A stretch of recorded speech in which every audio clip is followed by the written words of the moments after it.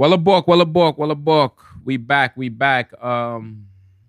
Yeah, we here, episode 1. I'm not gonna keep saying what episode it is. I think by now you should know. But it's the first one, so we're gonna say episode 1. For everyone who checked out episode 0, just a little intro of who I am, what I do, how I be, where I be's at, all that. You feel me? Welcome back. Yeah, we here. This is one of my brothers. I don't like to use the word friend. Friend is like a word that just flies like you could lose a friend, but losing a brother always gonna hurt. You know what I mean? More. But yeah, this is my brother, Capo.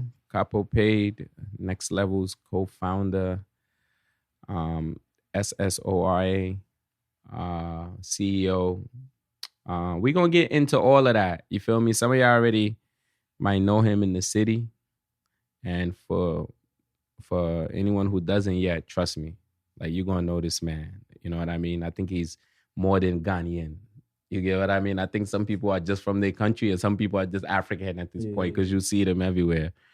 But welcome to Walabok Talk. This is also my Jen's Remedy member. That's it. Hosted Jen's Remedy, one of the people who reached out to me after I stopped by Jen's Remedy twice. Yeah. And then from there, we just was like, we You got to do this. So I guess everybody watching this finally could answer that question I've been asked. Like, did you leave Jen's Remedy? No, that's those my family. Those my brothers. A whole different thing we doing on that side. We see each other every other Sunday. Yeah, every other Sunday. Me and you link up a little more though. Sometimes during events, like we'll go together and shit like that. So that's what I'm saying. I want to welcome my brother Capo. Capo, welcome. Appreciate you. You know, because of this social distance. We can't even do the whole high five. Yeah, you know what I mean? Welcome. Capo paid. Like, tell us about yourself. You know what I mean? Who is Capo paid? You see that kind of question is like pretty vague. Mm-hmm. It's always hard to answer that question because I look at it this way. I feel like I do a lot of different things. What makes me who I am, but to pin it down to one thing is really hard to figure out. Yeah, so exactly. You could say, I guess like you could say like an outsource. You want to find out something or get to somewhere or get to something. I could provide that in some way, Yeah, exactly. The plug. I wouldn't, you know what I'm saying? Nah, you the plug, man. You the plug. But, I could help in some way. So I could say I do a lot of different things. So it's not, I can't be tied down to one thing because I don't want to limit myself. Yeah, exactly. Just one thing. So, that question really, I don't have one answer to that. So I guess throughout this interview, you're going to find out different things, that makes up who I am. But I could tell you, the whole name Capo came about because I had a different name before that. Yeah, that's why, what I mean? Because one of the Capos I know from my hood, let's just say, you know what I mean?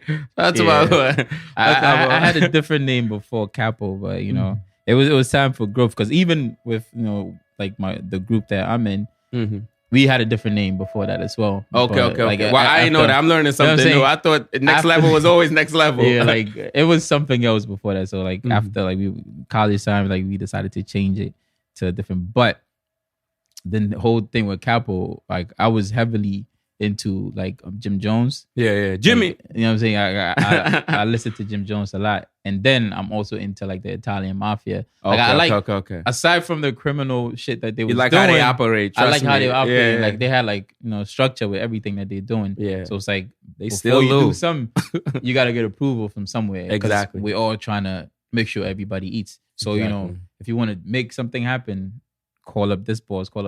Make sure you could make that move. Exactly. So, with that, they have different levels that people, and a Capo was one of them, which was like an underboss, but a Capo is also head honcho. Exactly. You know what I'm saying? Head honcho. You still make a lot of decisions. But I just took it as forget the under, put boss there. Exactly. And then Jim Jones, I just like Jim Jones and like his Instagram. Trust me, I'm from Harlem. I love Jimmy. Nigga. Was Jim Jones Capo? So I was like, it's a time for change. So why not just pick that? Because if I like the Italian mafia whole thing, and then I like Jim Jones as an artist and what he was doing, might as well just take that. So I think it was like early 2010, 2011. Bro, Probably, that's 10 years ago. That's yeah, crazy, like, right? It's 10 years ago. That's when I changed it. I said, I'm gonna go by that. But it was crazy. People captivated towards that. Like Mm-hmm. nobody was calling me the other name. Yeah. Again, like I haven't heard that in a long time. If you hear that now, that's somebody that's blood related to you. So like the real niggas know what name it was before. You know what I'm saying? So if don't worry about it, man. Don't worry about it. They know what it was. If I tell niggas what my first nickname was, they're gonna be like, yeah, nigga. My first nickname was Black S. Oh yeah? I was always the darkest dude back then. So you feel me? And then my name was Serene. So you ain't gonna call me Black Serene. Exactly. That shit sound like some type of holy spiritual person. You feel me? That's Black true. S. So I definitely know what you mean by that. So I mean, here I haven't heard that in a long time though. Yeah. So and like going to Ghana too, like it's a lot of people that it's just like that whole Capo is like something that they just call people. But if it's actually your name, then people gonna call you that. So that's that. And I'm a co-founder of Next Level. We started in 2009. It was actually a crazy idea. It was in high school, and like I grew all the people you see me with, like I've been with them since like we see your throwback days. Pictures. Yeah, like we've been together since high school days. So I remember I seen a picture of like it was like my friend, like he was in high school and he was doing teen parties. So I was like, oh, like that's a good source of income as well. Like you know what I'm saying, we're friends, we could put some things together and like make events happen. So like we all talked about it and we was like, oh yeah, might as well, let's just start it. So it's like we were all friends, so automatically we all just, it's gonna be easy, got into it. So we did that for maybe like we did our first party in 2010. Like it was around my birthday. We did a party. All of them was upstate, but I was the only one that was like down here in the city. Yeah, same here. So, yeah, we got a lot of things. Yeah, people gonna be like, damn, we got a lot of things in common. My first year of college, I went to York. I didn't go upstate yet. So we did it around my birthday. Like all of them came down. We promoted it. This was Facebook days. It wasn't even no like Instagram. We didn't have a lot of technology we got now to promote so easily. Like, we was basically just moving it through Facebook and from like people that we know. But it was people that still came from upstate down just for that weekend. Came down for that. And people from high school came because fresh out of high school, niggas still keep in contact. So I was able to reach out to them like, yo, we doing a party. Blah blah. So you guys should check it out. So that was our first party. We broke even. We didn't really make much because we were still underage. Like at that time, I don't think it mattered. I think it was just getting the name out like, there, and people knowing exactly, the like the vibe, exactly what you guys were trying to do. You know what I mean? Which I felt like you guys eventually did. But like your story, because I said it. Like usually, I know Ghanaians live in the Bronx. Like, what's your story? Like young Capo, you know what I mean? Like where, you know what I mean? That's wild, bro. Like I'm telling you, it's I can't even talk about it because a lot of crazy shit that happened. It was a lot of drama. Like growing up, it was a lot of drama. So like if I was to talk about it, it would just be it would just open up a lot of scars for people. So I just like I try not to talk about those kind of things because it was always some shit that was going on. Always. So. Over time. Brooklyn, y'all thought we was bugging. We always looked at Brooklyn like Brooklyn is different. It's a different world than Brooklyn compared to Harlem or the Bronx. Just like the Bronx is his own world, then Harlem is his own world. Yeah, Bronx is wild. You see, but then niggas in the Bronx be like, nah, Brooklyn wild. And me being on both sides, I guess it just depends on what side of the Bronx you on and what side of Brooklyn you on. Because there's some parts that like you would never think people be out here wilding. And for people who want to know what wilding is, y'all know what wilding is. So wilding is just like, you can't even go see some chick on a certain block because of where she live. You get what I mean? How about, what's your connections to the UK, England? You know what I mean? You got connections out there that's a little bit more different. I feel like you've been on the scene when it comes to their music. Yeah. Some of us are just getting introduced to it the past 3 years. Like, what's your take? I like the whole culture. All right, so the crazy thing, my parents lived in UK, like in London, before I was born. So when my mother was, when she was pregnant with me, they lived in London. Okay. But she went to Ghana, like supposedly 2 weeks before I was born. Okay. She had me in Ghana, and then we went back to UK. So I was in UK for like a year and a half, and then we went back to Ghana. Okay. So I've always like I was like growing up, I was like, oh yeah, like London, you know. I lived Yeah, there yeah, as a yeah. youngin, so I always like say Mhm. like, oh yeah, that's my town. Mhm. So growing up, I just always liked the UK culture. Okay. You know what I'm okay. saying? And then like over time, my favorite artist, J Hus, like I'm Yeah. telling you, J Hus, y'all gotta check him out. J Hus is like the best artist ever. Like Yeah, his- facts. We see that. We see Yeah, that. like- Gambia got one. Gambia like, got. We all thought he was he's- Ghanaian at first. Say I was so disappointed We all thought when I found out he wasn't Ghanaian. God, now y'all been winning for too long. Yeah, like so y'all, it's like- y'all and Nigerians been winning for too long. When we see an so- artist, I be Gambia. You know what I mean? At this point, it's all one. It's all West Africa at this point. That's but, true. Yeah. So then I guess like, you know, it just kept growing, you know, like with the music and then just starting getting into like the whole scene, like how UK operates, all of that. So I just love the culture with UK. And like I like the accent. I could do the accent too. So, you know, throughout the show you might hear it switch up a bit, but I've done it so many times that it comes out automatically. So, Men what I'm saying? So if you hear it, I do it so often that I'm just used to it. So it's not.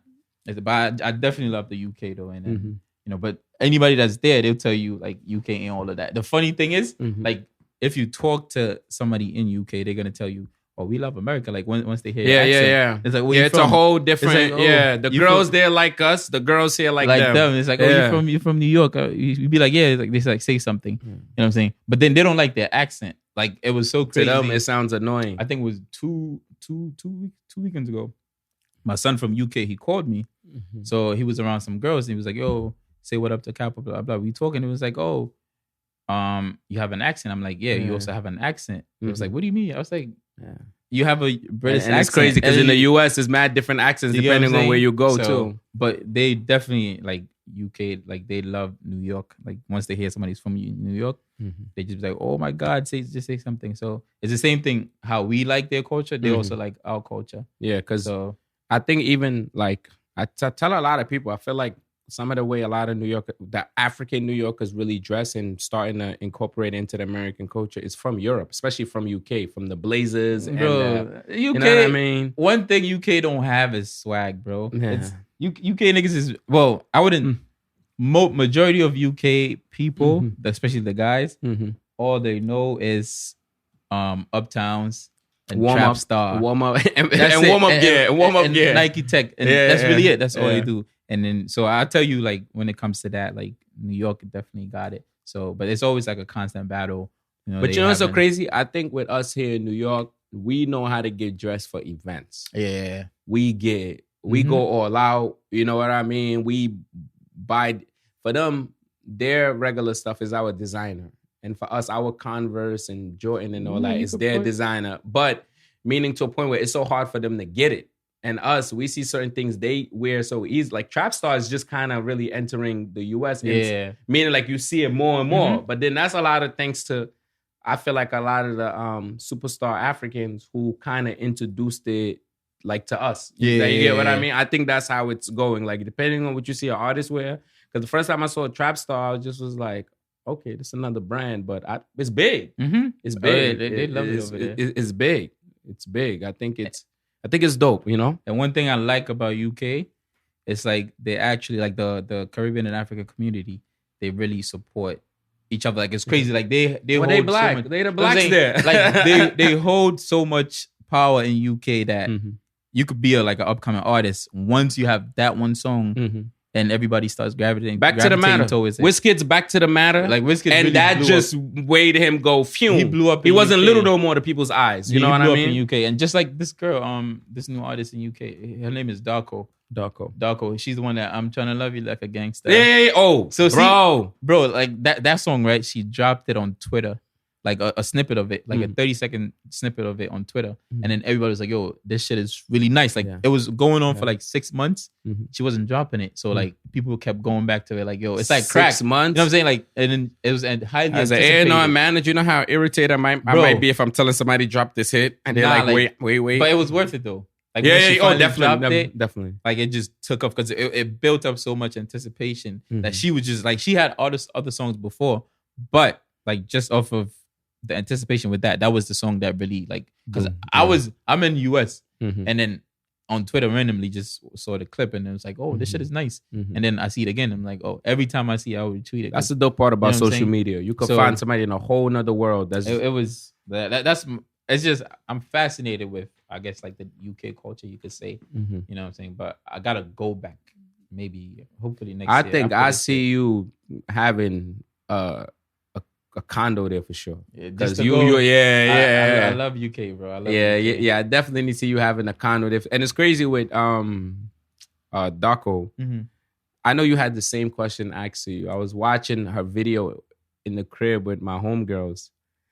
And for a long time, people are trying to figure out, is it two people in the video? And it's one. Yeah, she take the wig off and people like, I think that was dope. It was for town boys, for example, in Africa, where now they starting to show like, like this is me. Like you're gonna accept it. I'm not gonna wear a dress and I'm gonna drop hits and everybody gonna fuck with it. You have no choice but to accept it. So I like, and she dropped another song, Juicy. She did the same thing, did a snippet.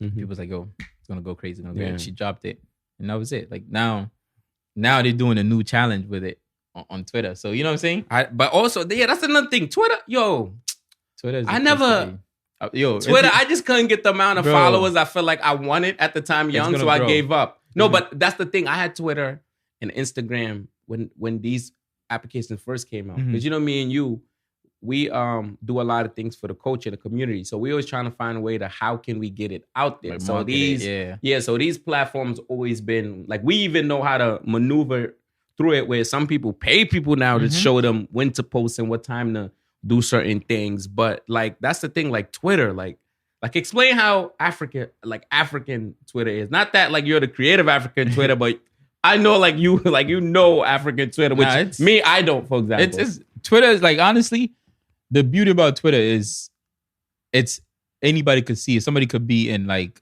China and you could be in Brooklyn. You could post something and end up in front of that person. Well, Chinese people, I don't know if they could have internet. I heard it don't. But either way, they got their own different. My whole point is like you could put something on Twitter and you could be in Brooklyn and somebody on the other side of the world would see it, show their friend. It would just keep. It's like a domino effect. It would just keep going and going and going. So with the whole African community on like Twitter, it's like I was watching your first episode and you was like, oh, if you're not Ghanaian or Nigerian, it's like it's harder. So like you could see that on Twitter as well. Like most of the things that I see on my timeline, it's like Ghana related, Nigeria related, because that's like it's basically like it's like the Davido and Wizkid. So it's like that's what everybody knows. But K.O.S, you got to give him props for putting Senegal on, because for as long as I think we still not like thank God at least we got a few famous Senegalese like where I gotta be like, where Akon's from. K.O.S is like, for as long as I've known K.O.S, he's been the person that's always like anything Senegal. Like you need Senegal people to come on. Oh yeah, K.O.S is the person you gotta hit up. Like he's gonna bring like, even though most of them don't love me. You know what I'm saying? K.O.S could bring his people out. I give him that. Like he holds weight in his community. So shout out to him for always putting on for his people and but they crazy though. They be wilding. We heard some of there's two different type of Senegalese. Again, I'm gonna say Senegalese Americans and Senegalese from the across the Atlantic. They're totally different. But that's the thing. I think Twitter is for the advanced social media person, because if I read 3 words and I'm not interested, I'm a scroll up. And if you notice, Twitter is really less pictures. It's more, like someone is just expressing themselves. Nah, it's pictures now, bro. Well, pictures and videos. They got the, I mean, I heard about Twitter after dark, but that's a different story for another day. It don't even be dark, bro. 6 a.m. Damn, niggas is wildin', bro. Niggas wildin'. Like, how horny could you be at 6 a.m., man? Like, give it a rest. During these times, man, the amount of baby showers we about to go to, God willing, but there's a lot of baby showers we about to go to. You're Ghanaian. But let me say, we're not done with the first question, right? Which one? Tell me about myself. Yeah. Let me. So that's where I want to like the country. People right now, the first thing they're gonna say is what country you from. You know what I mean? Let me say a little bit more. So I guess I'm a promoter. Businessman. I got my own, fashion, line. I do clothing. So this is one of the stuff that, one of my merchandise. Do clothing. I would say one thing I really, really, really, really want to get serious about is like being like I said, like the middleman for a lot of things. Like take it really serious. The plug. Yeah, like really take it serious. And so like you could literally hit me up and say, oh, you about to do this? I need this person. I know. I mostly know somebody that does something. So it's easy to like just connect. Like, oh yeah, I have this person. So I really want to capitalize off of that and just, make something out of it. And damn, I just had something else in my head. Okay, we'll come back. But that's like, I'm also got my master's degrry. You know what I'm saying? I gotta put that out there. Ghanaian and Nigerians, that's Nigerians by force. By force. Yeah, that's one thing too. So I don't only just party. Most people be like, oh, he just party, but most people don't even know what we're I do. misunderstood. You know what I'm saying? That's the best way to put it. We're misunderstood. That's one thing too. Like I don't really care about that because the only people's opinions that I care about is the people that's like close to me. So if it's not people that's super close to me, I wouldn't give a damn what somebody else is saying. Exactly. That's what I'm saying. So like even when I graduated with my master's, like a lot of people were shocked, like because I never like nigga, we was in the podcast rooms with you and didn't know you like, was about to. So you know like, what I mean? People was like, oh, like literally somebody's like, oh, I thought you don't even work or nothing like that. Like you just partying. So I was just like, yeah, I mean, I don't have to publicize everything that I'm doing. You know what I'm saying? Private like, life. You know what I'm saying? I don't have to put it out there like, oh, I'm going to class. I'm in class study. Like if it happens, you see. If you don't, you don't. So they couldn't do what you do. You know what I'm saying? Be able to go to school and still be lit as hell and still get your degrees. Yeah. With an S. Degrees with an S. Exactly. Nothing wrong with double A's, but like I've been giving it a thought though, like to like try to go for like a PhD just to have somebody call me doctor. You know what I'm saying? Sure. Like something I always thought about. Like I want to do it, but no, I think about it eventually. Like because when I was in school, like it gave me like some purpose. Like, like I'm still achieving something. So I always want to work on something whenever it is. Like I don't want to ever slack because I have like a drive in me that if I feel like I'm slacking, it bothers me. Yeah, you know what I'm saying. You like, get annoyed. You get annoyed. Like on the podcast when I was saying like for a year straight, I was like going through stuff, but like nobody knew. Nobody knew. It's like I always want to be working on something. It gives me a purpose in life. So I'm constantly just thinking.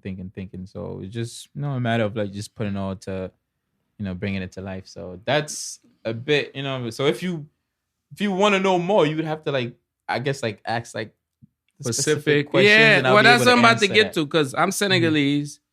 We got certain friends in the podcast who say certain parts of Ghana are better than the other. Where you from in Ghana? And where like where is the actually latest spot in Ghana? Not based off like where do you feel is the... I was just in Ghana, man. So I'm Ashanti, so Ashanti region, Kumasi to be precise. Like the big homie, one of the big homies out in Africa, not just in Ghana, in Africa. So like I'm Ashanti, and that's I guess like it's top 2 places to be from in Ghana. Like they're the dominant, tribes in Ghana. So the Ashanti people and the Gat people. So when we was in Ghana, like I mean, I've always known that, you know what I'm saying, like in Accra, that's like the capital. Accra, that's the capital of Ghana. Capital don't make it the latest. But it is, bro. Okay. It is. Okay. I ain't gonna lie. Like niggas before was like, yo, that's your town, you gotta rep your town. I was like, yeah. But I still had in the back of my mind, like Accra is the place to be. Because when we was in Ghana, bro, just being there,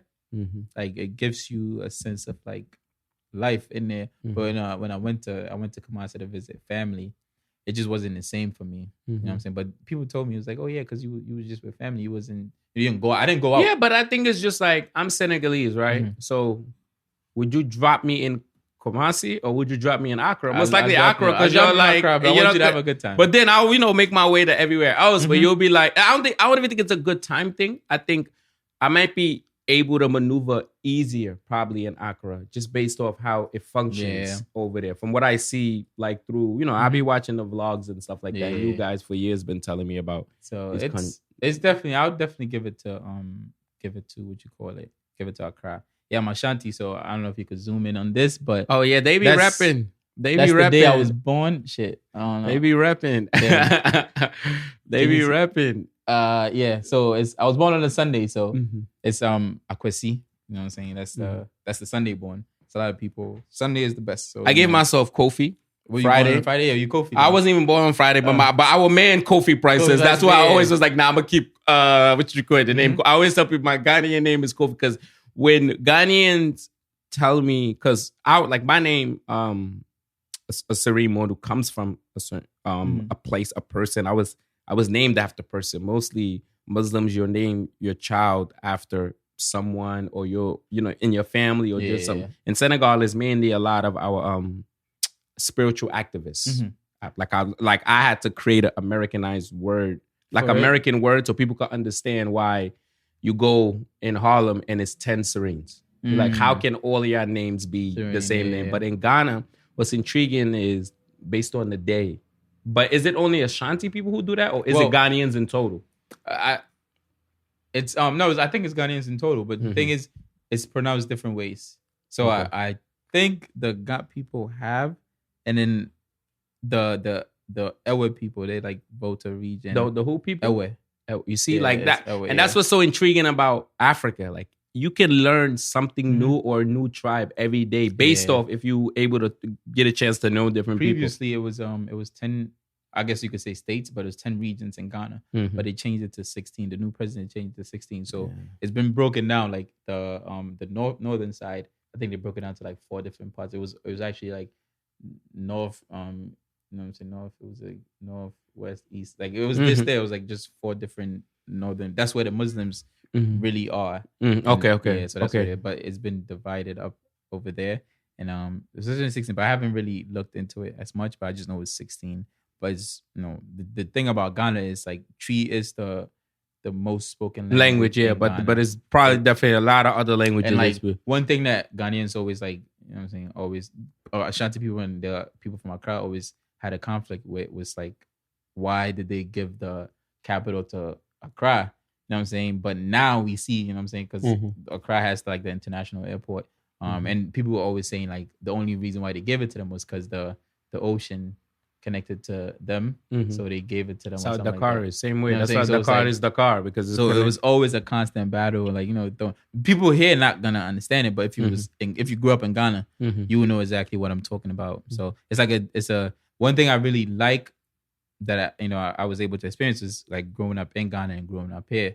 So like I have like mindsets from both places, which Ghanaian American, you know what I'm saying, slash English. That's one thing though I hate. Like I just I'll just be like, yo, we from Ghana. Like that's one thing we do that, but when we go back to Ghana, they say you're American. And also I felt like at one point I was kind of attacking Americans, not realizing, at the end of the day, no matter what, on paper, I'm American technically. And then you also got to see a lot of things we do that Americans do that we would not ever do probably if we were in Ghana. Like, for example, we watch basketball heavy, probably more than soccer. Yeah. So, for example, you might train your kid to probably play basketball before soccer. And even though soccer is a world sport, I mean, like in America, you got baseball, NASCAR. You got so many different, like in the sports aspect of it. And then also, that's why I really starting to incorporate like American, when I say Senegalese American, because I have a lot of American friends who love the African culture and the Senegalese culture. And I'm like, if they able to accept it, like adopt it, we need to be able to adopt, these Western worlds too, because now what a lot of politicians are afraid of has happened. Yeah. Where now it's like, damn, like Americans don't look a certain way. Like our the Olympic team, for example, the basketball Olympic team, the French soccer team. Africa probably was celebrating more than France. We was everybody, like even at my job, right? This old man, he came and he's like, oh, the only, like he's supporting France because it's a lot of black people on the team. They have no choice. Those were the best players. So he's like, that's the team I'm rooting for because his country wasn't in it. So it's like, I guess we've dominated. Africans dominate a lot of things. Like, and then one country I definitely want to give props to is Nigeria. Like they really, like when the Nigerian wants to do something, they're gonna do it. They're gonna tell you do it, And do it show properly, you. and then just go and chill out. Like every time you hear a Nigerian doing something, it's bound to get big because like they put so much into it. Even if they don't like I remember we went to a spot and like we met a Nigerian guy what he does, he don't even do anything. Like he would tell you like, yo, somebody could tell I want a private jet, and he's like, oh, I could get it for you, and he'd go and hit up the person that actually has it, and then let's say the person gonna say, oh, it's 2,500. He's gonna tell you it's 3,500. He'll take the 1,000, tell you like, oh yeah, I'm gonna do the paperwork, blah blah blah, set it up, and that's it. So then, what's gonna happen? You're gonna tell your friend like, oh, I know this person, and then it's gonna keep going. Yeah. And he's really not doing anything. He's just telling this person that, oh, I just found somebody for you. Yeah. They're gonna send me money. Some people just get so that they like when it comes to money, they definitely know how to get it. They know how to get to it. By any means, they're gonna get it. So that's one thing like I like about like Nigerians. And still, I think all of us the main countries, I think we still stay to our culture. Yeah. But that's a beautiful way to transition to my next question.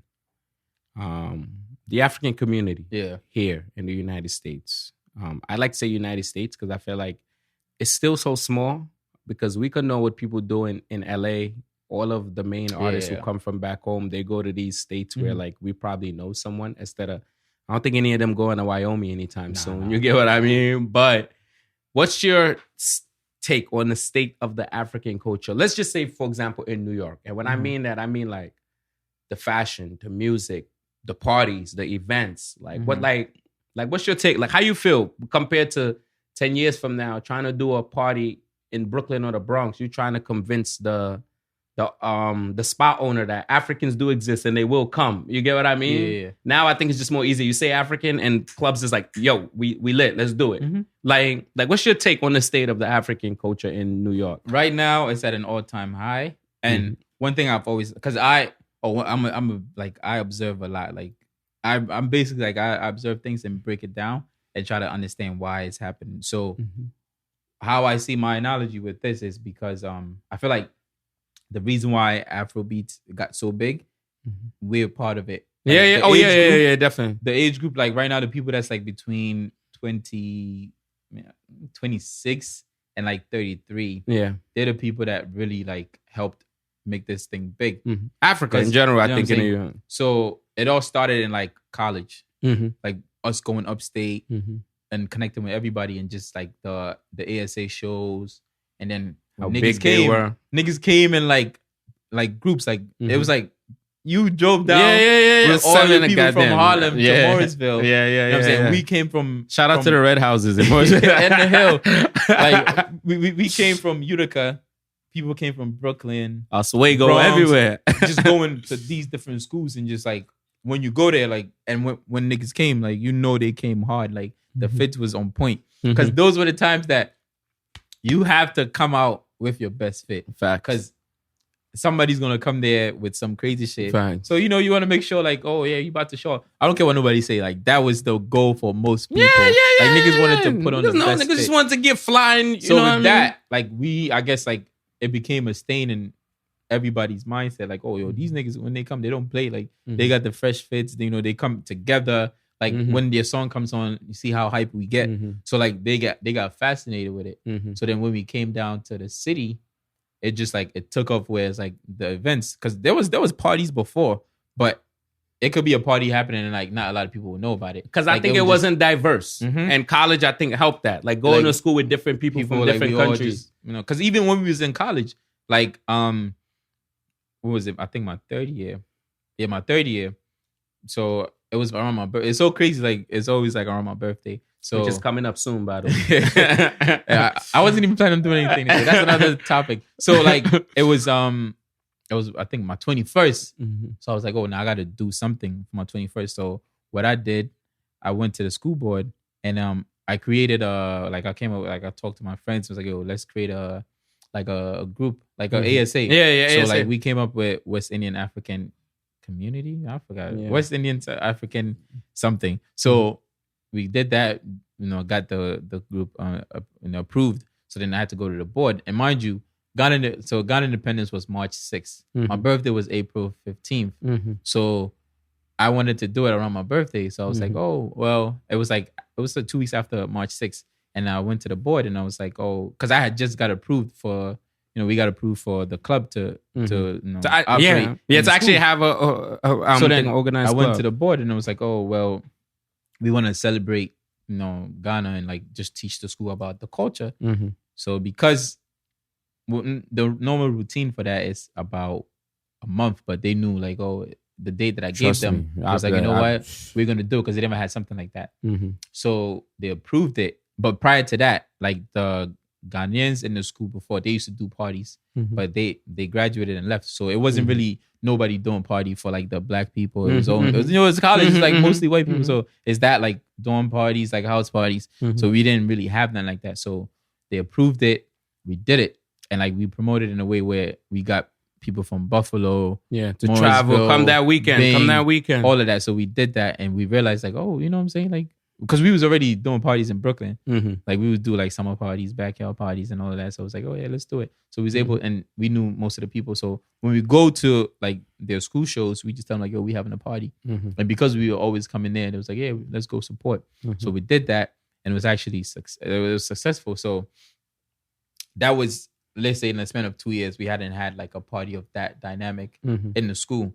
So nobody really knew SUNY IT. Like probably still now, nobody really does know about the school. So when they heard, it's like, oh yeah, let's go. So when we did it, and it was actually good, we did another one in November, and that one, it got so big that they shut the doors.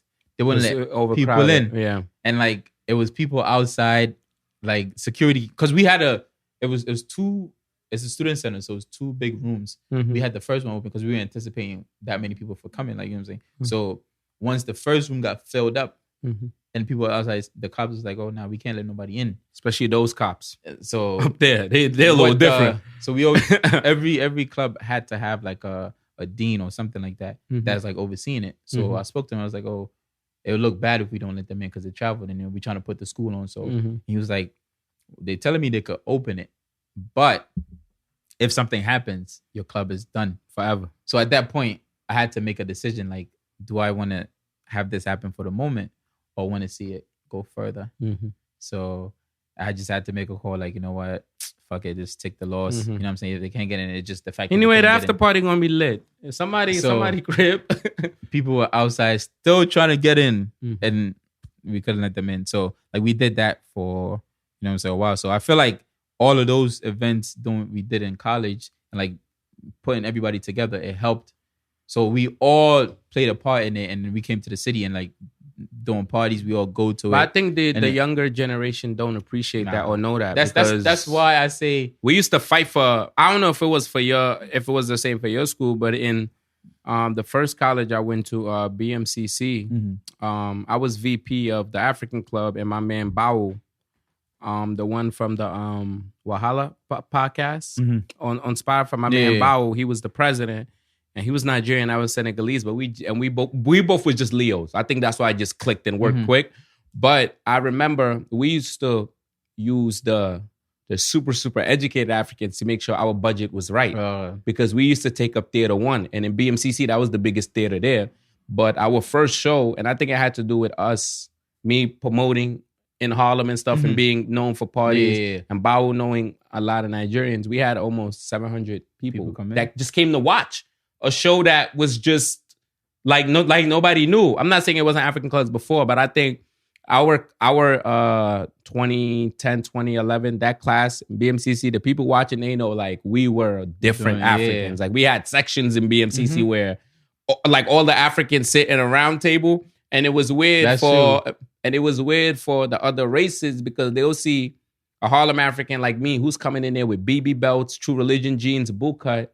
But then you got another more like chill African who come in. Like, how they all able to function? You know what I mean? I got a funny story about that later on too, how I was at this table. I'm going to tell us the story now. I was at this table, right? You ever sat with an African and not know they African? Yo, I got a story too. We sat down with these people for maybe like the first semester. And one of my homegirls, Kadia, You know what I mean? She looked at mad cynical. You know what I mean? But I would never think. She go, yeah, I'm from Philly, blah, blah, blah. And I'm from Guinea too. I say, Guinea? What do you mean Guinea? Then the dude next to him was like, oh yeah, he from Left Rack in Queens. Big dude, he mad fly. Man, I can't remember the homeboy name. He like, yeah, I'm from Nigeria. And then if you at the time was like, I'm from Ghana. And so meaning like we were on the table like, oh shit. How would nobody know? You know what I mean? They like you. Well, they knew I was African. You could tell from what I was wearing, but it was like, but you don't sound African. Yeah. I don't know what that's supposed to mean. But or none of us at the table sounded like each other anyway, because Philly, they got a different accent. yeah. Left, right got a different way they talk. But I think that was what was dope about our class of high school, like that 09, 08, 2010 class. We just, I think, changed the landscape. So if you fall in that category, shout out to yourself, because you put Africa on. Like, I don't even care if it was New York. It's the tri-state area that really put up like Africa on the map. Facts. Because you think about it, and why I agree with you with like the younger generation. Once all of our group, like age groups, if we stop this whole social thing, the African thing is gonna go down. It's because the younger ones. Oh yeah, we're holding it up while we still gotta go live our adult lives eventually. The younger ones, they really they're more so Americanized now, because the thing that's nice about it is because some of us they grew up in Ghana, so like when we came to America, we still had that passion with us, like, oh, no matter what you say, like I'm still like Ghanaian, you know what I'm saying? So we, we're proud of that. So that helped us, you know what I'm saying, be who we are. And then meeting the other people who were like, born here, we all mingle together, and then it became that, like, where, say we go. Well, they realize even being born here don't make you not get bothered and have to beat people's ass up. It was a time where the people that was born here didn't even want to speak the language, because it was like, oh, they don't want to. I heard a lot of niggas used to say they West Indian. Nothing wrong with that, but they weren't associating with that. So like everywhere I go, it's like, oh, Africa. If it's mostly like Caribbeans and all that, like they label you as like, oh, that's Africa, because that's how proud I was. I think we all had that nickname at one point too, Africa. Being from where I'm from. So that is one thing that I take pride in. And the way I see it, if this thing was to stop, it would just the hype of it is gonna really go down. So I don't know if we gotta sit these niggas down and talk to them. How many times we retired? You know what I'm saying? You know what I mean by retired? Mentally in the house, you watching TV and you like, yo, I'm tired, man. And niggas don't get our tired is different, because 10 years, it's 2020. Yeah, that's You've been thinking like this. We've been thinking like this since 2008, probably. Then 2009, you start to create something. In 2010, you're like, oh shit, that party worked out. Oh shit, that barbecue worked. What's next? And now the energy around the city at the time is, you guys started it. You guys got to continue this. But now we at a stage where like we enter in different, like me, right now, I care about music.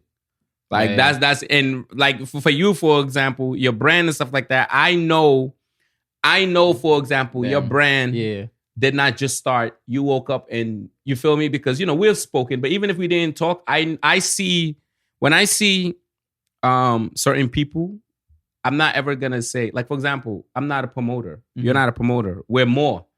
You feel me? I like to say, like, we're like the Khaled's, the Diddy's, the Pharrell's, people who, no matter where you put them, they're going to flourish. Yeah. But now, talk a little bit about your brand. Like your brand, the name, the idea behind it, the reasoning, and you know what I mean? It's hot, man. It's a good time to be hot. So let me just take off my sweater. Yeah, so people can see. Shout out to Next Level, you get what I'm saying? That's the hometown. So people, because I feel like while you take off your sweater, you know what I mean? I just feel like, for example, it's one of those things where, like, again, I feel like the younger Africans don't appreciate it, because I don't think they had to go through the same struggles, arguments, conversations, debates, heated arguments with other races, for example, when because to me, West Indians and Africans are the same. I'm never gonna. You get what I mean? Yeah. But like, tell us a little bit like about your brand, the name behind it, everything behind that.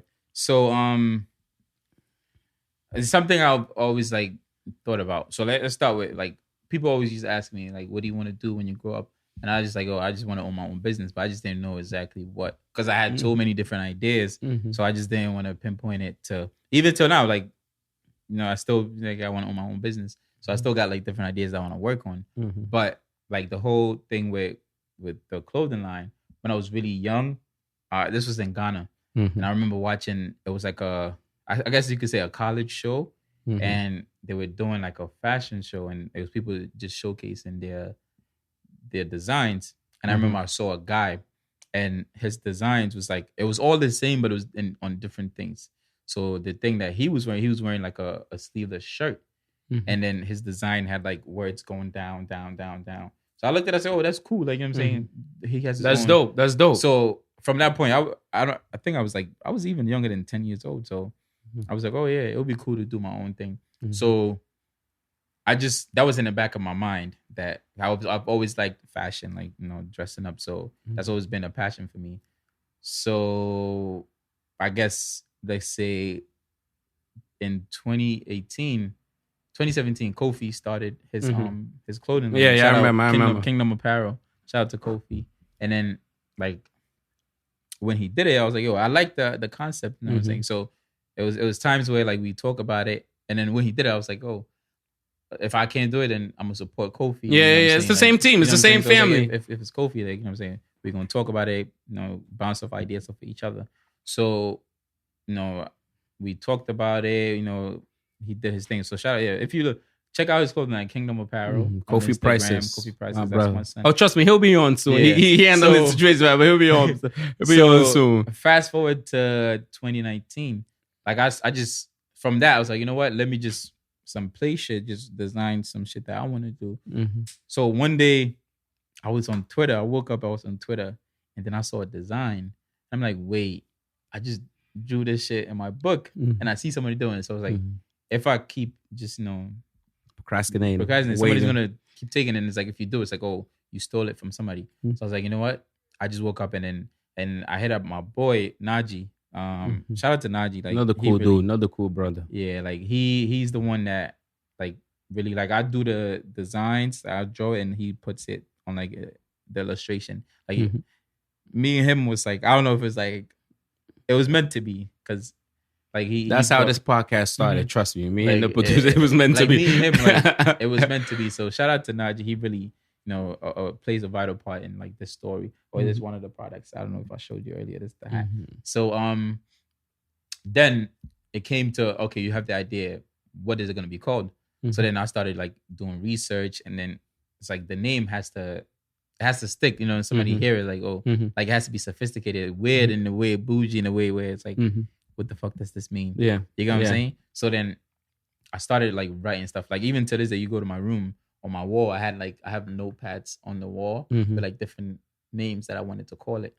So I thought about it, as like, if it has to be sophisticated, then think about something. So I just started writing words down, and then Brittany helped me out in that. Like I was shout out to Brittany. Yeah, like I was talking to her and Gloria. Yeah, like I was just like, I didn't even tell him, but I told Brittany that like I want to start this. Like I'm just trying to find a name. Her and Gloria. So I was just asking them like, what do you think of this? What do you think of this? And then she was like, this, like, oh yeah. So then when I finally found the name, so this is it. So it's Sacred Saint. So I just flipped the A upside down, and then the here as well. So sacred. So when you think they already looked fancy. As soon as I saw the logo, I was like, yo, I need him in black. So the word sacred, when you hear the word sacred, it just means like unique, holy, one of a kind. Forever. You know what I'm saying? So then, and the word saint, if you think of a saint, any saint that you ever heard of, they left a legacy in the world. So then I just thought, like, might as well put it together. And then the ORA is my middle name, my first name, and my last name. So if you know, you know. So then it comes up to SSORA. And shout out to Kendra. She came up with a slogan. She said, that's that SSORA. So that resonates with it too. Like, you know, you hear it. So I just wanted to pick something that, you know, you think about, like, what does it mean? You know, so, and I incorporated it. And I always wanted to do something with my family name, like either a foundation, a company. So having that in there, it's the start. It's important. You got to keep a legacy. Being able to put that in there, like, I was happy about it. So this is one of the shirts. I have a few things that I just want to. I want to definitely. I want to show a few things, like, you know, the stuff that I have. So this is the hat. That I still ain't get mine yet, but it's sold out. This one's sold out. Yeah, it's sold out before I could even. Thank you. This is the hat. EST established 1992. You know, I gotta rep Ghana, so you know. Ghanaians and Nigerians, they make sure that no matter what, you go know where. 1992, that's the year, and then so I just like put it around like my lifestyle, everything about me. So I just wanna, if you guys don't mind, let me help you out. Let me help you out. A few of the designs. Let me help you out. Let me hold the bag for you. First, I hold the bag for you. There you go. This was part of like the first lines that I released. I got that one, and somebody took it. No names. You know who you are, and you from Brooklyn. Yeah. So you see, this is details. You know what I'm saying? Make sure like it's different because label, customize. It makes people feel good about it. And it's black. I'm never ever gonna complain about something being black. You look at the back. So I also like found it like different meanings of it in different languages. So this is Saint Sacred. This is Spanish established, and you see how always flipping the A. 1992 GH. So that's one. And then there you go. Got them in different flavors. We got them in different flavors. Let me make sure people see. He got bags too. Shit, goddamn. So this is one of my favorite shirts. So just the Saints, put a line through it. We have a website and everything, so we're gonna put it. Trust me, they're gonna make sure they get that at the end. So Saints, this is one. People already ordering in my ear. I could tell. It's also an illusion. It's sacred, but it's an illusion. And then the ORA at the bottom, so it's yellow. You know what's so crazy? Every time I see a particular shirt you post, based on the person, I remember Joey wearing that one. So every time I see that shirt, I'm like, Joey rocked it out. You get what I mean? And then this is this one too, upside down. And then it says, "Good saints are better than money." And then in French, "C'est la vie," and that's what it is. Oui. So you're speaking more French than me. What I'm saying?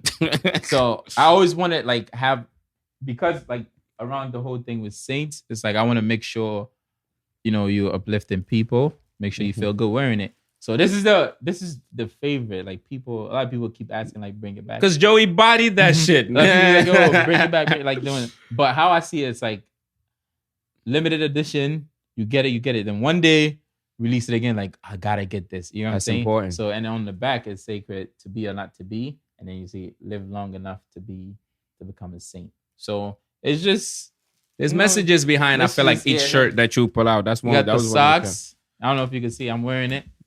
And me, I love socks. I'm still waiting on my goddamn socks too. That's a different story for another day, I guess. It's there. Yeah, but socks and everything is here. So it's on the website. We're gonna put it. But I got like, and I have shorts. I couldn't bring in women t-shirts as well. The shorts are like, and it's for men and women. Yeah, just so people know. Even the stuff that I just showed, you could unisex. Women is unisex. You wear it. So this is the logo. Have that, and then this here, right here.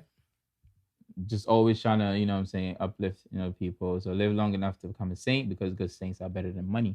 I'm saying, it makes you feel good. So it just, like, I want to challenge myself and really go far with it. Because people ask, like, oh, where do you see this with? No, I want to see it go far.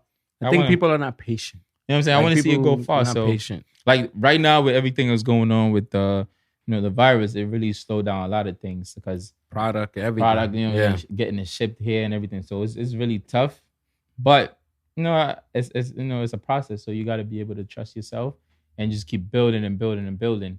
So constantly, and one thing about me, randomly, I be thinking about ideas. So if I don't write it down, I forget about it. So as soon as I think about something, I just write it down. And then we don't use our phones the way we're supposed to, like the other people do. If you know the people I'm talking about. Then I started to write notes. Before, I just thought, okay, I'm gonna remember everything, but the HTC don't really help. It's tough, man. Like, but I like, even in college, like if it was an essay, I'd rather write it down then and there, and then type it on the laptop.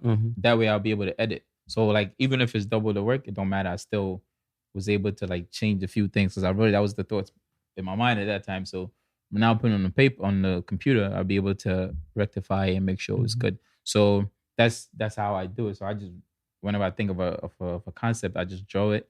And then I'm not good at drawing, but if I show it to my guy, he understands it. But you see, that's what I think. And this is the thing I tell people, right? You can have a lot of ideas, but there's a reason why God put a lot of people on this earth. You need to find people to work with, to connect with, where both of you can actually, boom, create something. You get what I mean? Because you go talk to someone who you feel like you got similar interests, and you realize, God damn, he been waiting for you to come. You've been waiting for him to come. You get what I mean? And I think that's what I tell people a lot of times, right? Like, you love this. Me, when I was designing Walabok stuff, it was just a brand. You get what I mean? People started to mess with it, but if you notice, I always made limited, gave it to people that you feel me, that I really, really fuck with. Not because I was, but also I gave it to mad random strangers. I seen certain artists in the industry wear Walabok stuff. I seen people walking down the street and they don't know, like, that shit was created in 10 seconds. Like, I just thought of it, and like, you get what I'm saying? But I think, like, that's the thing. People need to realize, like, you need to work together more with people, and you're going to be successful quicker, because nobody you see right now that's big, from Ye to Off-White, all these people, guess what? They all work together. They all know each other. Now look at somebody like Travis Scott doing his thing. You get what I mean? And they all are part of the same clan, and they all come from another bigger clan. You get what I mean? So I think it's one of those things where, like, I was going to wear your brand no matter how it looked, but how I dress fit what you was making. That's why if you notice, I just was like, yo, Capo, I need this. I need this. You get what I'm saying? Because, for example, it's more fun wearing somebody that I actually know, because I know how much hard work and effort you put into what you do. Because, for example, when you released it, I'm Senegalese.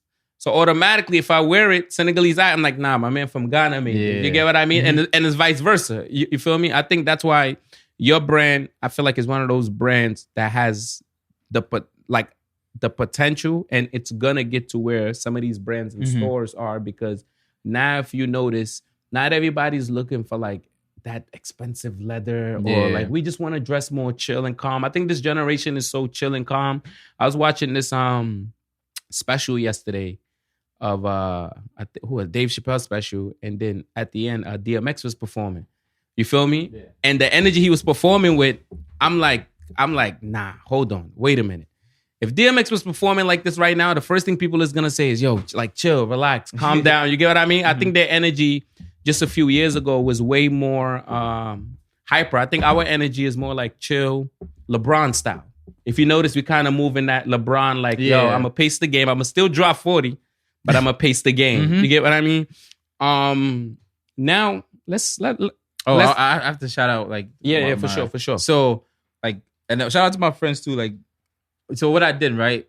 Because I wanted, like, people to be honest about it. When I did everything and, like, I was ready to drop it, I remember I was in the car with Labasky, shout out Labasky. Oh, my man. I opened my phone. I was like, oh, yo, my son just designed these. What'd you think about it? And then he was like, oh, it was nice. It's fire. So then, because I know, like, if I said it was mine, he'd probably be like, oh, give you an answer that's just, like, nah, I'd rather you be honest. So, like, that's what, like, when I was doing it, I didn't really tell a lot of people. Like, I wasn't really talking about it because I wanted to, like, just bring it out and just, like, boom. That's how I like to do things. Like, just out of nowhere, just bring it out. Work on it privately and just bring it out. So that was, like, my whole, my approach towards it, and it actually worked out. So we did that, and then but yeah, shout out to my friends Stone and Peso. Like, they have every piece. You know what I'm saying? Like, Peso has. He actually bought 2 of these because he bought it, he lost it, and he bought another one. And it's like they don't come like, oh, let me get a discount. And that's one thing, like, you know what I'm saying, I like about you ain't to put your friend, the people around me. It's the same family anyway. Even the money you're giving him, y'all all gonna end up spending together someplace anyway. The people around me, like, oh, they actually supported it, and I was really appreciative of that. But one thing that people always do is like, oh, do you have this in white? I'm like, bro, everything I have is on the website. You know what I'm saying? It's like, this is what's on the website. That's what I'm selling. So that's what, I have now. I have people tell you, yo, you need to make jackets. You need to make cars. Bro, like, bro, relax. Like, I know what I'm doing. Yeah, so how I am, I know I plan things out, like, strategically. So that's, it's a good and a bad thing, because I always want to make sure, like, I see the end results of things. So I always, like, have a plan where, like, okay,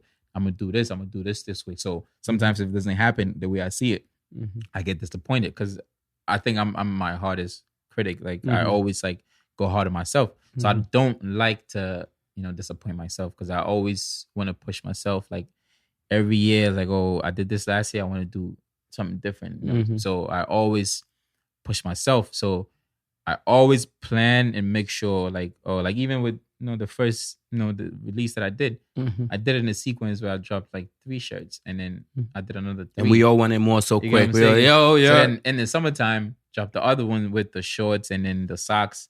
And then so I try not to also follow the norm where it's like, oh, you're supposed to drop shorts in the summertime. Yeah, but people also go to vacations drop in whatever wintertime. you want to drop. You know what I'm right saying? now. Like people go on vacations in wintertime. I'd rather wear your shorts in the house You know what I'm saying? than you know what I mean? So I just like, okay, well, I'm going to do it this way. You know what I'm saying? Because, I don't like the one thing I don't like is when people tell me to do something, then I would just prolong it.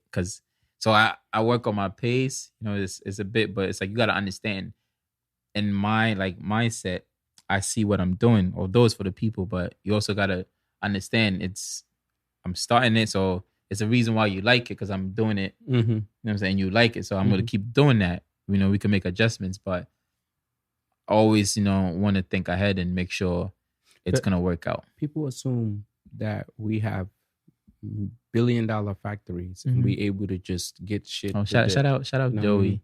Joey's an upcoming model, man. Look out for him. That's my son. Like I told Joe I want to get him on a billboard and I want to do that for him. So I really want to work on getting Joe on a billboard. That's man. Look, he got it. Joe right now. That's one of my favorite people on this earth. Like I'm so pissed off. Joe is not on a billboard. Like that's a model right there. If you need a model, if you need a model, that's Joe. Like no doubt. Joe here. Listen, that's my son. But yeah, shout out all my friends, man. They all support. You know, like Cassandra, Kendra, Joe, Najee. Because you got a whole unit. You got to go family with you. Your sister. Oh yeah, shout out to my little sister. Yeah, she was one of the first models. Yeah. And what you call it? Also, damn, what's his name? There's a lot. We call him a different name. Maxwell. Yeah, Maxwell. He also model. So it's like, I was saying, so shout out to all these people who helped me, like, advertising the products when I first dropped it. We did a photo shoot. Like, we did an impromptu photo shoot on my roof. Like, that shit was lit. Yeah, like we just, I was coming home and I was like, wait, I have a rooftop. Why don't I just use that? And not a hood roof, like a beautiful, like you ain't got to sweep up there. It's beautiful. We went to the hell. rooftop and we shot. It was a good concept. So, and also I forgot to mention this. So I want to get into directing videos as well. Like if you watch, I directed a video for my clothing line. Like if you go on the business page you'll see it. Like the whole concept behind it. See how fun that shit is? Like I directed the videos. It's like I always have ideas. Like even with parties, like promo videos, like I always write it down. Like how, but then sometimes it doesn't come out because everybody's not on the same page and it pisses me off. Yeah. You know what I'm saying? So like, but this time we actually was able to do it and like it came out so beautiful. So shout out to my son Najee, like really, really like dope dude. I met him when I was with YP, Young Paris. He was shooting Nigerian Girl, and him and his other man's, I can't remember his name right now. But yeah, that's how I met him. That's how I went. That day I came to the shoot. He was like, oh shit, yeah. That's how I met him. Really, really cool dude. Yeah, you could see he definitely he would get into any place. Like I know that. Like he will definitely get into any place. He's good. Like he's also like into every single thing. Like he's great. So shout out to Najee. Unique Africans. Unique. He's not even African though. That's the thing. What? He's not African. But like he's not. Yo, African, y'all gonna have moments like this. Yo, some people. Yo, what? But he loves African culture. So like I met him. He came to my job, but like you know what I'm saying. And then we talked, and then eventually, you can't tell me that dude not African. He's not African, bro. Najee's not African. I got one of my homegirls too. She from Brooklyn. As you would swear up and down, she's African because she's always around Africans. But this shit is like I really thought he was either Nigerian or Nigerian. Like, there's no way. He's Caribbean. Oh, then he African. He African. we taking those. Yeah. We taking draft picks, bro. We taking draft picks. That's definitely that's my son. Shout out to Najee. That's crazy. He ain't African? Damn, I just learned something new. Learned something new today. Yeah, God, like damn. But like when it came out, like the support was crazy though. Like everybody hit me up like, yo, still I want to get. Day. You know what I'm saying? Like I was overwhelmed. Like it was people, and then like people would see it and they'll send a video to me. Like it was even crazy when I did like when we did the pop-up shop, I had like the shopping bags, and then I think a week later they went to a funeral. Ghanaians love funerals, and then it was a mom.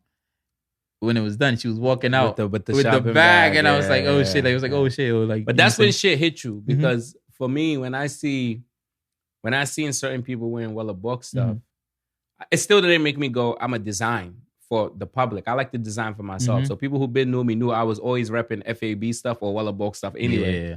But I think it's just dope when, for example, my father wears the shirts. Oh, yeah. And my parents wear the shirt. And my siblings back home, and not my siblings back, my cousins back home begging for shirts. You know what I mean? And begging for stuff. You get what I mean? Yeah. In a good way. And I think that's when it hit you where you're like, okay, boom, I can keep running this, you know what I mean, this marathon. I still got, somebody just passed me Gatorade, I'm going to keep going. Yeah. You know what I mean? I think that's what makes what we do, I think, dope. And people don't realize, like, a lot of times we're not doing this for the public. We're doing it because this is one of our dreams. And eventually the public likes it because the public fucks with us already. I think for you, that's the thing. Like, you releasing something, but you've done so much for the public that this is one of the ways that all of us that came to your events, you and your whole team events, the whole Next Level family event. And this is like man, whatever you selling, nigga, we buying. Because you always provide, I feel like, and that's the thing, right? Next Level, Legos Boys, Big Five, Insta Boys, like all of these groups now, and I like to call it organizations. Yeah. We, for example, like the Walabok La Familia is a little different because we don't throw parties, but we host a lot of parties. Yeah. But I think you guys throwing these parties is really, really, like I think you guys throwing these parties is really, really dope because you guys are patient and have the energy to actually, to actually plan it out. Which me, I just like, Capo, call, I bet, boom, no problem, bro. We on it. You get what I mean? But I think that's the thing. Like, each of you guys are doing what you're doing individually. Let's say you, Capo, Benny, Pistic, Beast, Tamiwa, Obelistic. Shout out Abdul, man. And Abdul too. Abdul, man. And you know what's so crazy with Abdul? Abdul from my community. And his family been providing for the community in the Bronx and in Harlem. But I ain't even, you know how you know someone, but you just know them to a point where over time you don't realize, like, this dude put on a whole concert in a whole nother country. And not like a little like Afrochella is like, Afrochella's huge, man. Bro, but this is like, this our man, this Abdul. Like, you get what I mean? And I think he's so humble. Yeah, sometimes that people don't realize his whole family in general. You know what I mean? He do a lot of things. Like, we definitely gonna get him on. Yeah, you soon, need him on. There. Oh no, definitely, Shout out Abdul, man. Definitely, because like people like that need to be. He's really seen doing and heard more. Culture too. Like, yeah, he's doing it. Shout out to Abdul. And Abdul's so chill and laid back. You could just be driving in Harlem and Abdul just walking, minding his business. Like, he just ain't throw the biggest concert in Ghana in December. Like, you get what I'm saying? I think that's what's so dope. Well, also I mean, with that. Like, even when they went to the Hot 97 interview, and like he was like, I guess like to Americans, like he was the face of it, but he made it known that he also has like partners that he's working with. So he definitely like shout out Kenny, John Doe, and I think it's another guy, Dizzy. That's my other man, John Doe. Yeah, like the whole Big Five, like they all like, but he's heavily involved in it. Like, to see it come to life, and like most people went to Ghana because of Afrochella. So shout out to Abdul. Especially really most non-Africans in general. They just because I think what was so dope about that, I think knowing how they process, that's not gonna stop in Ghana. They're gonna make a few more stops in different countries in Africa and the world. So definitely shout out to them.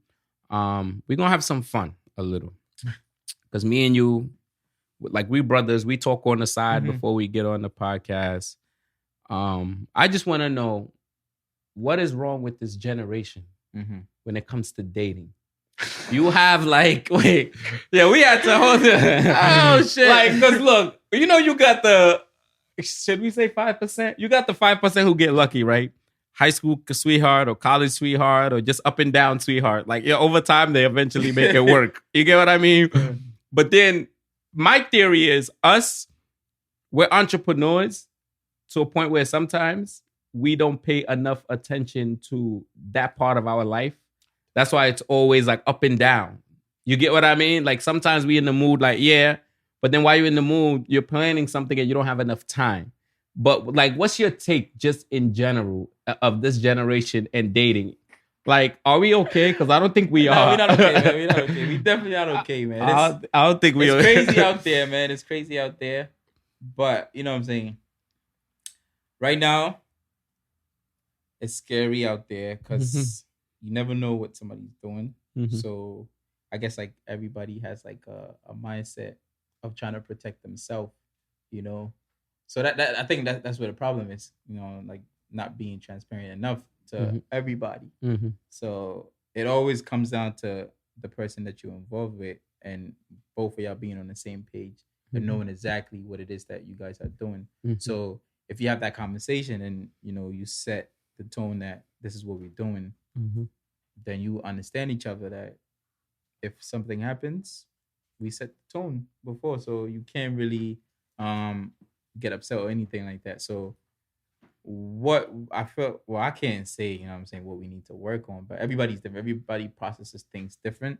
So I can't really say what we need to do, but I just feel like everybody just needs to be honest and talk about what it is that they want and make sure they work on it. That's honesty. That's really what's gonna help, because some people, you know, like I learned the hard way to like being honest helps the other person makes a decision. Like I always thought like if you what you call it, like if you don't be honest, you feel like you're protecting the person, but in the long run you know you're hurting them more, because if you tell them the truth, they're gonna decide if they want to keep, you know what I'm saying, doing what you're doing or leave. If you give them that opportunity to make that decision, that helps in the long run. So I feel like the solution Girls would be, are weird.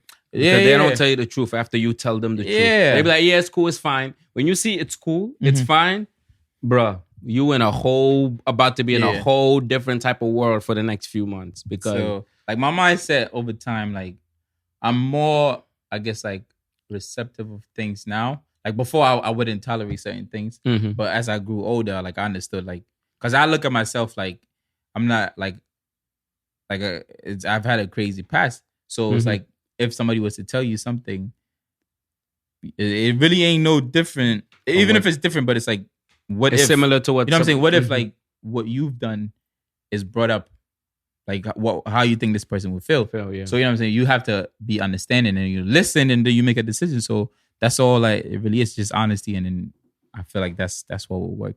But it's really crazy out there though. It's crazy out there. I always blame the first boyfriend for causing the drama that goes on to whoever you meet.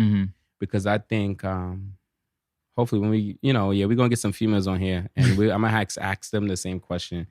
I think it's just females sometimes hold on to something longer, even though they know, their friends know, their families know, everybody know, like everybody basically know, like it's nothing there. Feel me? And I think sometimes that's what makes them afraid to commit to certain guys who are maybe more out there. Yeah. Like us, we're the kind like, yo, you my girl. Boom. The whole world's gonna know because the whole world already knows me. You get what I mean? Compared to the guy who's like never ever giving you the true answer. Like, are you, like, you get what I mean? I think, we're weird. We're weird. And then the funny thing is, I always say our generation, and I cap it at like 94 maybe, like between like 88 and 94, we're different. We all, a lot of us are single. The younger generation, like my sisters in them generation, those guys commit faster and they're actually in relationships. So is it us, like during the times we grew up in, plus based off the music we was listening to?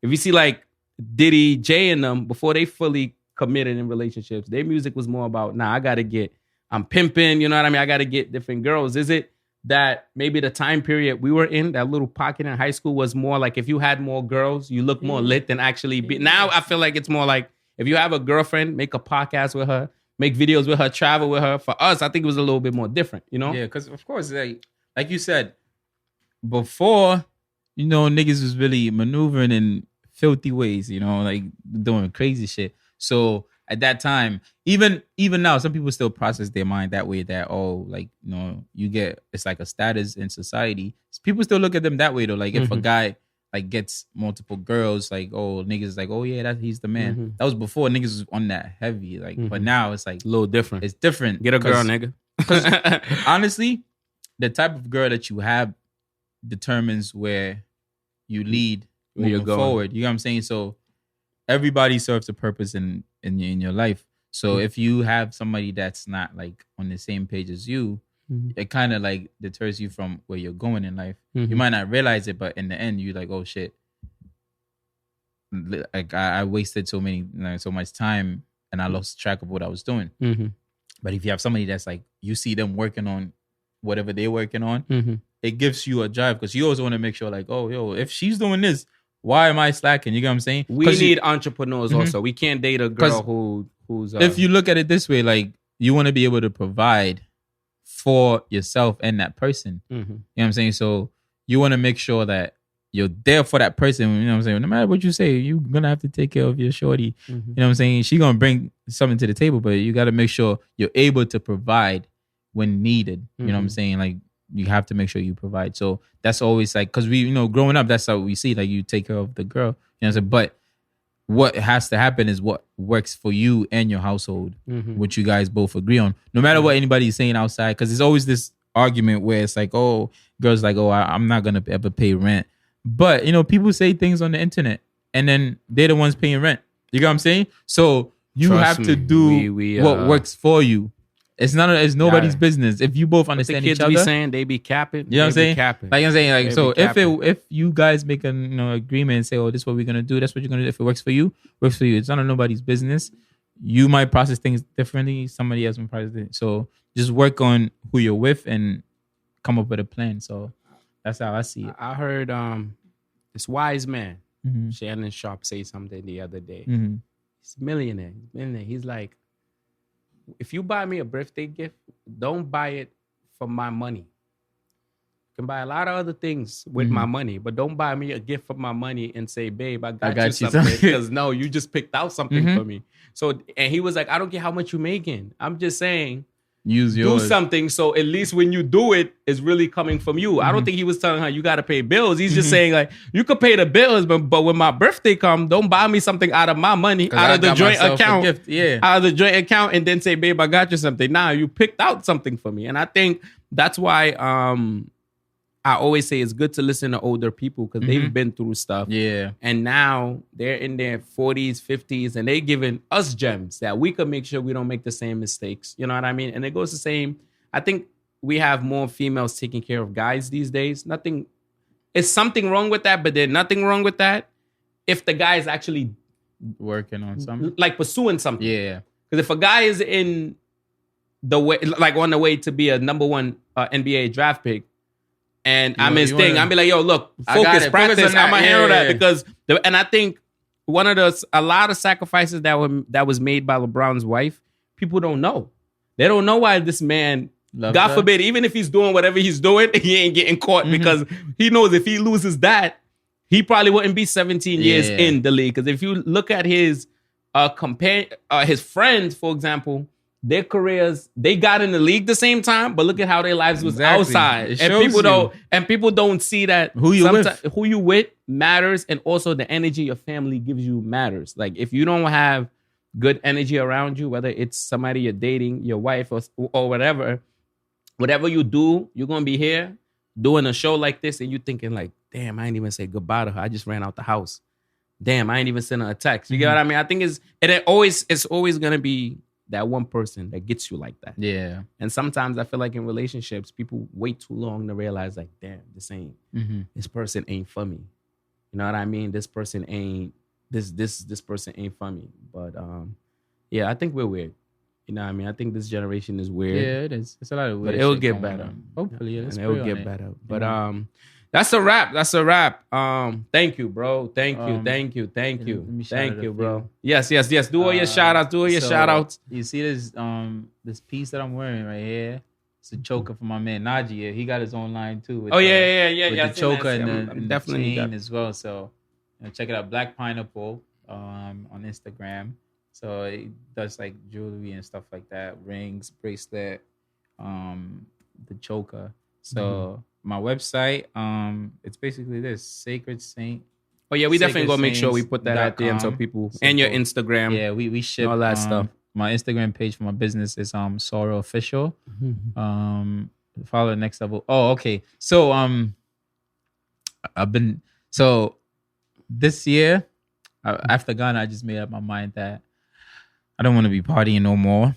So for now, until somebody, trust me, we've been there, bro. Bro, I'm saying, like, but I think we're more serious now because remember that last event, we both looked at each other like, nah, we good. I told myself, like, I'm not, like, this year, I'm not partying no more. So it's like, even people thought I was joking. It's like, oh yeah, Ghana made you gonna go. I'm like, yo, I'm not partying. Yeah, we retired, and the people who even doing those parties know, like, yo, these people done enough service. So I just I made up my mind that I'm not, you know what I'm saying, like partying anymore. So the only things that I'm coming back, if I'm coming back, the pool party, if it happens, it will happen. It will happen. It will happen. I'm coming out. You know the pool party is like, that's the one like you want to be at. So if it does happen, definitely. And then I'm working on something with my cousin JR right here. Like we trying to put up. Oh, that's family. You know he coming on the show. Yeah, the whole Rollers family. We working on something. So if it does, you know what I'm saying, after this whole quarantine shit, you know what I'm saying, we gonna like I'm writing it down with like the whole plan and everything. So like me and him gonna sit down and really like chop it up and see what we want to do. Mm-hmm. But there's something that like I've been thinking about. I think it's really good for the culture. Like if once we do it, like that's something that I've always. The word for 2020 is it's time. Yeah, like that's just all it is. Something time. I always wanted to do. So like I'm really working on that. And then what else? I had something else I want to talk about. Mm-hmm. So shout out the upcoming artists, man. Yeah, right now, that's like, big. That's big. Trust me, I got a lot of them coming on the show. Jamila got a song out. She got 2 songs. Shout out my man. She's dope. She's dope. I heard her. One of my mans that I actually met in Warrensville. He always knew I've been into music. Mm-hmm.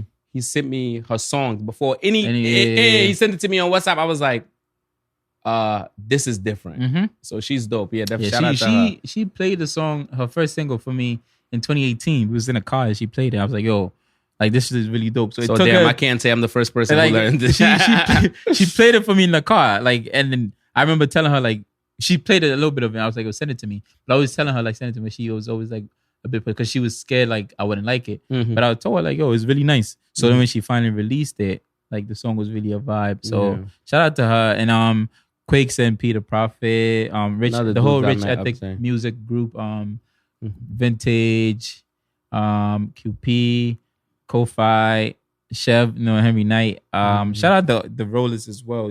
That's fam. Trust me, they coming on. Everybody already know, but my love for that family. Shout out Brooklyn. Shout out my whole team. Next level, Stone, Labaski, Joe, Peso, Lou, Walter, Manny, Mike. Yo, y'all got a whole unit. Sly, Emula. Shit. Did we say Walter? Because Walter will make sure Walter, I said Lou. Shout out my son Prince. He's in Ohio right now holding it down. So yeah, everybody's doing something. So just look out for that. But definitely look out for Joe, man. We're trying to get Joe on the billboard. So yeah, if you need a model, just let us know. Joe is the person. So and also right now, let's just give him a little advice on trying to stay away from people. The bad whole virus. Energy, stay far away. Just stay home, I know we out, but this is a PSA. Yeah. You know what I'm saying? We just and trust me, we took all the precautions. Yeah. We took all the precautions. Trust me. Make sure, you're washing your hands. Taking vitamin C all the time. Orange hand juice. sanitizer. Mm-hmm. If you gotta wear gloves, wear a mask, all of that. Just do that. We're trying to, they want to be outside.